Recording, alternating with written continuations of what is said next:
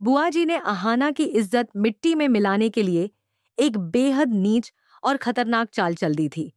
उन्होंने मोहल्ले के एक बदनाम लड़के को मां दुर्गा के विसर्जन के दिन घर बुलाया ताकि वह अहाना की इज्जत लूट सके। पर उन्हें जरा भी अंदाजा नहीं था कि उनका यह गंदा खेल जल्द ही उजागर हो जाएगा और सबके सामने उनका असली चेहरा बेनकाब हो जाएगा।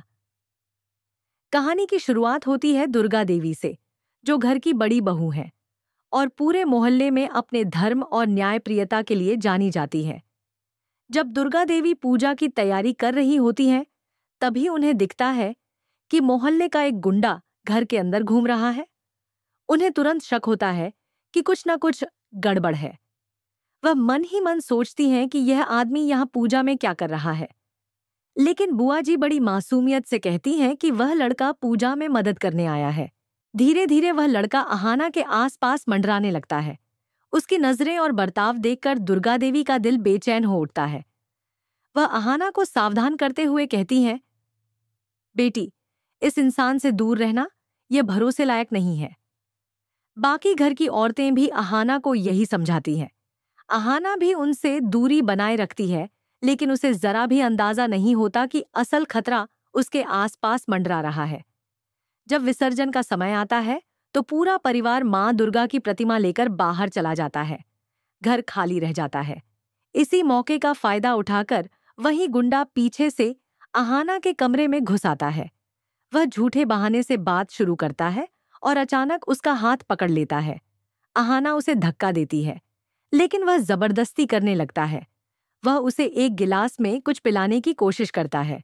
अहाना विरोध करती है, पर वह लड़का उसे जबरदस्ती नशे की दवा पिला देता है। अहाना का सिर घूमने लगता है और वह धीरे धीरे बेहोश होने लगती है।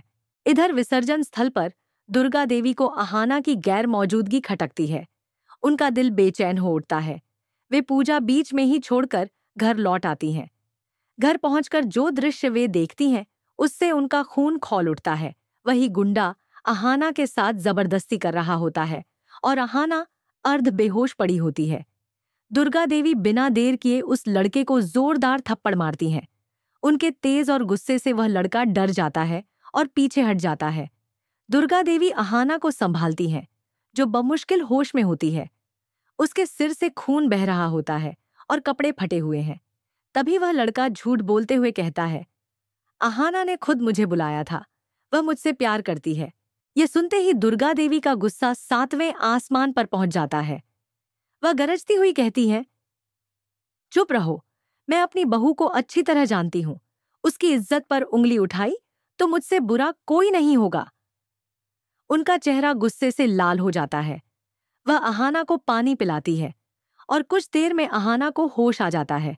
कांपती हुई आवाज में अहाना कहती है, माँ, इस आदमी ने मेरे साथ जबरदस्ती की और मुझे कुछ पिला दिया, जिससे मुझे चक्कर आने लगे। दुर्गा देवी की आंखों में आंसू भर आते हैं। वे अहाना को अपने सीने से लगाकर कहती हैं, डर मत बेटी, अब मैं हूं ना। तभी वहां बुआ जी पहुंचती हैं और बिना कुछ समझे हंगामा खड़ा कर देती हैं। वह चिल्लाकर कहती हैं, मैंने पहले ही कहा था, आपकी बहू चरित्रहीन है। दुर्गा देवी अब खुद को रोक नहीं पाती। वे बुआ जी पर बरस पड़ती हैं। चुप रहो, अगर मेरी बहू पर एक शब्द भी बोला तो मैं सबके सामने तुम्हारा सच खोल दूंगी। तुम ही थी ना जिसने इस लड़के को यहां बुलाया? शर्म आनी चाहिए तुम्हें। अपने ही घर की बहू की इज्जत मिट्टी में मिलाने की कोशिश की। बुआ जी घबरा जाती हैं। घर के बाकी लोग भी वहां आ जाते हैं और सब कुछ सुनकर सन्न रह जाते हैं। अब सबको समझ आता है कि असली गुनहगार बुआ जी हैं। दुर्गा देवी पुलिस को बुलाती है और उस लड़के को पकड़वा देती है। वह लड़का डर के मारे सब सच्चाई उगल देता है। बुआ जी ने ही मुझे यहां भेजा था ताकि मैं अहाना को बदनाम कर सकूं। यह सुनकर बुआ जी के पांवों तले जमीन खिसक जाती है। पूरे परिवार के सामने दुर्गा देवी कहती हैं, आज मैंने एक बात साबित कर दी। सास अगर अपनी बहू पर भरोसा करे तो कोई भी बुरी ताकत उस रिश्ते को तोड़ नहीं सकती। अंत में दुर्गा देवी अहाना को गले लगाकर कहती हैं, तू मेरी बहू नहीं, मेरी बेटी है। अब कोई भी तुझे नुकसान नहीं पहुंचा सकता। इस तरह दुर्गा देवी की सूझबूझ और साहस से अहाना की इज्जत बच जाती है और बुआ जी की गंदी साजिश सबके सामने आ जाती है। घर में फिर से मां दुर्गा की शक्ति और न्याय की जीत होती है।